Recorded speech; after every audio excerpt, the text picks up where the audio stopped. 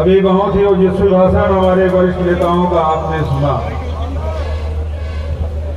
बड़ी संख्या में लोग संविधान बचाओ कार्यक्रम में उपस्थित हो रहे हैं। अखिल भारतीय कांग्रेस कमेटी के निर्देश पर प्रदेश कांग्रेस कमेटी ने जिला स्तर पर, विधानसभा स्तर पर अनेक कार्यक्रम आयोजित किए और हजारों की तादाद में कार्यक्रमों में आप सब पंजाब के लोगों ने शिरकत की। आज महत्वपूर्ण बात यह है, ये जो संविधान है जो हम सबको अधिकार देता है, हम सबको ताकत देता है, हम सबकी सुरक्षा प्रदान करता है, यही संविधान है जिसे हमें वोट देने का अधिकार मिला। चाहे वो राजा हो या रंक हो, अमीर हो या गरीब हो, सबकी वोट की कीमत एक यदि है और वोट देने का, आपको विधायक चुनने का, लोकसभा सदस्य चुनने का अधिकार मिला है, पंचायत में प्रधान चुनने का अधिकार मिला है, तो इस संविधान के तहत मिला है। आज हमें बोलने की आजादी मिली है तो संविधान के तहत मिला हुआ है। आज यदि आरक्षण का लाभ मिला है, चाहे वो महिला हो, चाहे अनुसूचित जाति हो, चाहे जनजाति हो, चाहे ओबीसी के हो, यदि मिला है तो संविधान के तहत मिला है। अंग्रेजों के राज में महिलाओं को संपत्ति रखने का अधिकार नहीं था। आज महिला संपत्ति रखने के भी अधिकार है, शिक्षा प्राप्त करने का भी अधिकार है और साथ ही आपके पंचायतों में, नगरीय निकायों में बैठने का, संचालन करने का अधिकार यदि मिला है, इसी संविधान के तहत मिला है। लेकिन आज संविधान बचाने का आवश्यकता क्यों पड़ी? आज संविधान रैली क्यों? संविधान बचाओ, जो संविधान हमको बचाता रहा है, हमारे प्रजातंत्र की रक्षा करता रहा है, आज वही संविधान यदि खतरे में है तो क्यों है?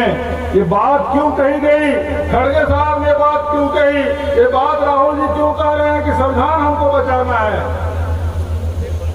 तो संविधान के तहत संविधान के 3 अंग, एक विधायिका, चाहे विधानसभा हो या लोकसभा हो, जहां बैठ के कानून बनाते, देश का संचालन करते, प्रदेश का संचालन करते हैं, जनता के लिए कानून बनाते हैं।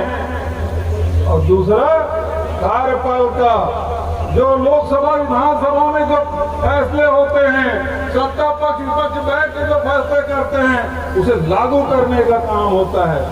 और यदि संविधान के विपरीत कोई कार्रवाई होती है तो आम आदमी भी, छोटा से छोटा व्यक्ति भी कोर्ट का दरवाजा खटखटा सकता है। सरकार संविधान की विपरीत चल रहा है तो संविधान सबसे बड़ा है। लेकिन आज देख रहे हैं कि संविधान सुरक्षित नहीं है। कैसे नहीं है? आज जितने भी संविधान को सुरक्षित करने वाले, आम जनता को ताकत देने वाले जितनी भी संस्थाएं बनी हैं, आज सबको कमजोर किया जा रहा है। सीधी सी बात, यदि आप बात करें, ये प्रजातंत्र यदि है तो कैसे है? क्योंकि आप मतदान करते हैं। मतदान करने की व्यवस्था कौन करता है? निर्वाचन आयोग करता है। और निर्वाचन आयोग में जो नियुक्ति हो रही है वो निष्पक्ष नहीं है। वो प्रधानमंत्री और गृह मंत्री की सारे में चलने वाला व्यक्ति वहां से निर्वाचन आयोग में बैठा हुआ है।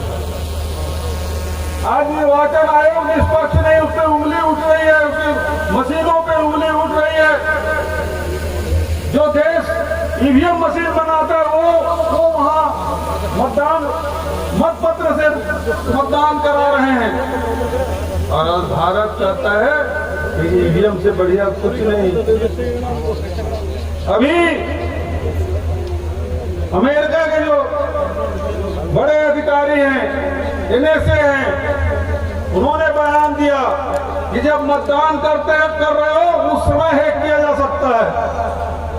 जब आप स्ट्रांग रूप में रख देते हो तब उसको हैक किया जा सकता है, और जिस समय गिनती हो रही हो उस समय भी उसको हैक किया जा सकता है।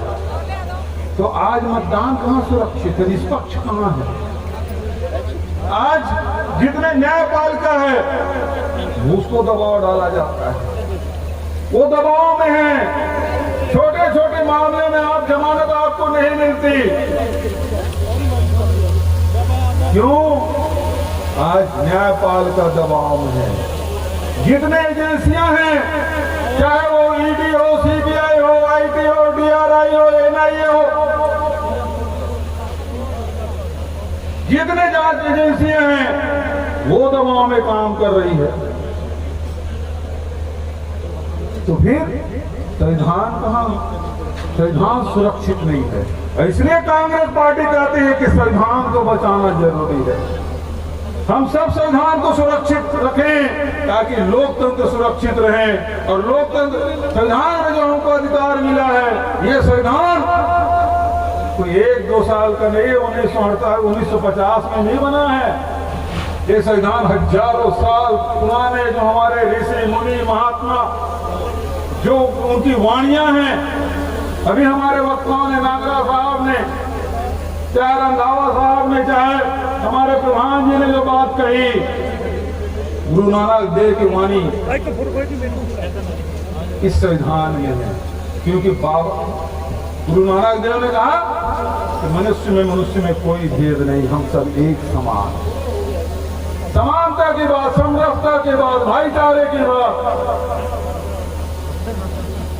ये हजारों हजार साल से हमारे पूर्व हमारे ऋषि मुनि कहते आए हैं। वही संविधान, इसे तोड़ने की कोशिश, इसे दबाने की कोशिश, इसे खत्म करने की कोशिश हो रही है।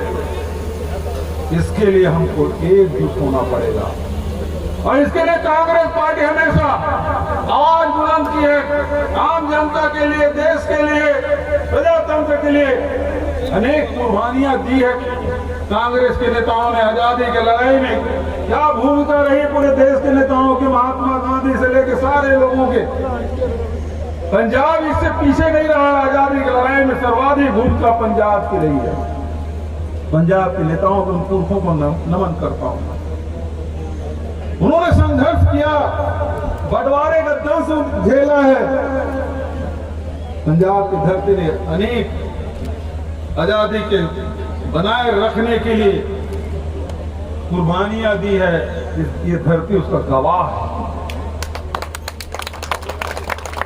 आज हमारे पुरखों ने जो कुर्बानी दी, जो शहादतें दी, अपना खून पसीना बहाया, तब जाके देश आजाद हुआ। और देश आजाद हुआ तो संविधान हमको मिला, जो दुनिया का सबसे बढ़िया लोकतंत्र होने की बात कही जाती है। लेकिन जो संविधान निर्माता है, उन्होंने एक बात कही थी, जब संविधान सौंपने की बात आई, आखिरी बात बाबा साहब भीमराव अम्बेडकर ने कहा, संविधान कितना भी अच्छा हो, लेकिन लागू करने वाला व्यक्ति गलत होगा तो लोगों को इसका लाभ नहीं मिलेगा। आज वही स्थिति है। ये मोदी शाह की सरकार में संविधान सुरक्षित नहीं है, लोकतंत्र सुरक्षित नहीं है, हमारी बहु बेटियां सुरक्षित नहीं है, हमारे किसान सुरक्षित नहीं है, मजदूरों के भविष्य सुरक्षित नहीं, नौजवानों के जीवन सुरक्षित नहीं है। और इसलिए संविधान की रक्षा करना है। और इसके लिए हमारे कांग्रेस के नेताओं ने आह्वान किया है, हमको संविधान की रक्षा करना है। लेकिन जब जब हम लोग, हमारे नेताओं ने आवाज बुलंद की, भारतीय जनता पार्टी सरकार ने कभी ईडी के सामने किया, कभी सीबीआई के सामने किया।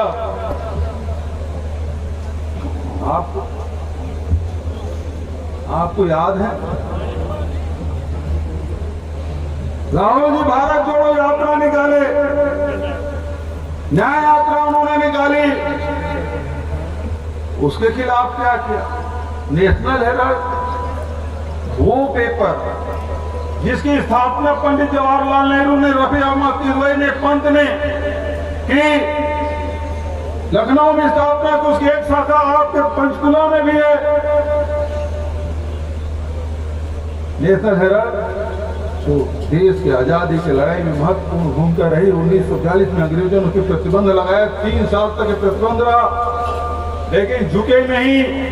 वो आपकी आवाज को बुलंद करते रहे और आज नेशनल हेराल्ड कमजोर पड़ा आर्थिक रूप से। वहां के कर्मचारियों को तनख्वाह नहीं दे पाए, पत्रकारों के पेमेंट नहीं कर पाए, बिजली का बिल नहीं पड़ा। तो कांग्रेस पार्टी ने अपने खजाने से, जिससे आप 5-5 रुपये दे के कांग्रेस पार्टी के खजाने में जमा करते हैं, उस पैसे से उस नेशनल हेराल्ड को बचाने की कोशिश की गई।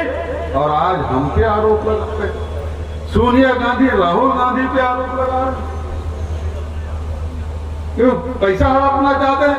अरे नेहरू गांधी परिवार ने देश के लिए क्या नहीं किया। आनंद भवन इलाहाबाद का उन्होंने पूरे देश को समर्पित कर दिया। पूरे संपत्ति, पंडित नेहरू ने अपनी संपत्ति देश की आजादी की लड़ाई में लगा दिया।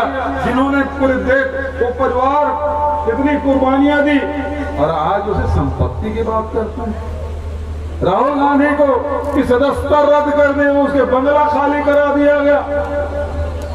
आज तक उसका खुद का कोई मकान नहीं। देश को अपना घर समझता है, उसको कहते हैं संपत्ति हड़प ली। दबाने की कोशिश करके आम जनता की आवाज न उठाई जा सके, किसानों के, मजदूरों के, नौजवानों के, महिलाओं के, व्यापारियों आवाज कोई मत उठा सके, इसलिए राहुल गांधी को दबाने की कोशिश कर रहे हैं। राहुल गांधी, सोनिया गांधी उस परिवार, उस परंपरा से आते हैं जो देश के लिए कुर्बानियां दी और देश के लिए लड़ाई लड़े। अंग्रेज जिसके शासन में कभी सूर्यास्त नहीं होता था, उन अंग्रेजों को घुटना टेकाने का काम किया था।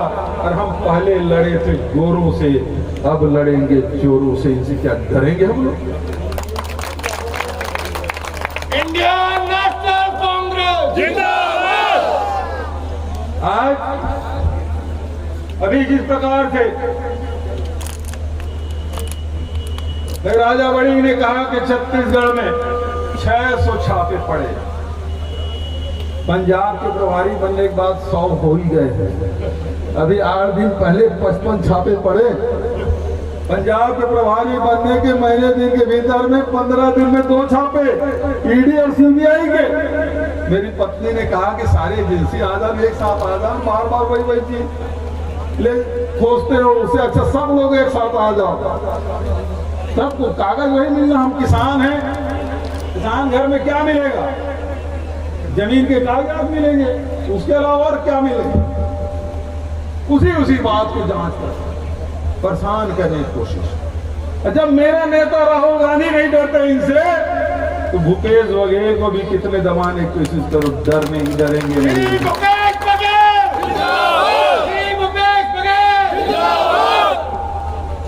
आदरणीय साथियों, ये लड़ाई संविधान की है, ये लड़ाई हम सब की है। कांग्रेस आपके लिए लड़ती है और भारतीय जनता पार्टी कांग्रेस के नेताओं से लड़ती है। चाहे सोनिया जी हो, राहुल जी हो, प्रियंका गांधी हो, चाहे हमारे साधु भाई भी बैठे हैं, उनको भी जेल भेजने का काम किया। कितने लोगों को जेल भेजने का काम कर रहे हैं, डराने की कोशिश। हम डरेंगे नहीं, लड़ेंगे, लोगों का अधिकार के लिए लड़ेंगे। आज भारत सरकार ने एमएसपी 69 रुपये बढ़ाया है। डीजल के भाव, पेट्रोल के भाव, आज डीएपी मिल नहीं रहा है। मिल रहा है डीएपी, खाद नहीं मिल रहा है सोसाइटियों में। 69 रुपये बढ़ाया है, ऊंट के मुंह में जीरा। आज ठगने का काम ये सरकार कर रही है। तो मैं आप, क्योंकि समय काफी हो चुका है, दोपहर से आप बैठे हैं, अब शाम भी ढल गई, सूरज भी डूब गया है, लेकिन आपके दिलों में संविधान का उजाला जलते रहना चाहिए। वो किरणें, वो प्रकाश लगातार सबको प्रकाशित करे, यही मैं आप सबसे कहना चाहता हूँ। आदरणीय साथियों, ये संविधान बचाओ रैली है पंजाब के लोगों से। तो हम लोग को छत्तीसगढ़ में भारतीय जनता पार्टी भर से लड़ना है। आपके पास तो करेला और नीम पेड़ा दो है। केंद्र में भाजपा है, राज्य में आम आदमी पार्टी, हाँ, ए टीम और बी टीम दोनों से लड़ना है आपको। कभी नौजवानों को तंग कर रहे हैं, कभी नशा में डुबाने काम कर रहे हैं, कभी यहाँ कानून तो कोई राज ही नहीं। संविधान तो ये कहता है कानून का राज होना चाहिए, सबको समानता मिलना चाहिए, सबको सुरक्षा मिलना चाहिए। आज कोई सुरक्षित नहीं है। तो बहुत ज्यादा और न कहते हुए आप सब बड़े देर से बहुत दूर से आए। डॉक्टर अमर सिंह से भी मेरी बात हुई थी, वो जा रहे थे विदेश। उन्होंने मुझे जानकारी देकर कि आप मेरे क्षेत्र में पहली बार आ रहे हैं और मैं नहीं रहूंगा, अच्छा नहीं लग रहा है, लेकिन कोई बात नहीं। नाबा साहब और पूरे सब साथी लोग यहाँ उपस्थित हैं और कोई कमी कोई कसर छोड़ नहीं रखा। आप सब ने इतना शानदार कार्यक्रम किया है, तो निश्चित रूप से ये संविधान बचाओ रैली यहाँ से जो संदेश गया है वो दिल्ली तक जाएगा, देश में जा रहा है। तो कितना शानदार पंजाब में कार्यक्रम हो रहा है, न केवल कांग्रेसजनों में बल्कि आम जनता में संदेश जा रहा है कि हमें सच में जो संविधान हमें ताकत देने का काम करती है वही संविधान खतरे में है, उसे बचाना होगा, उसके लिए लड़ाई लड़नी होगी और लड़ाई लड़ने के लिए एकजुट होना होगा। तो इन्हीं शब्दों के साथ आप सब ने मेरी बात ध्यान से सुनी, इसके लिए मैं आप सबको हृदय से प्रणाम करते हुए, आप सबको नमन करते हुए अपनी वाणी को विराम देता हूँ।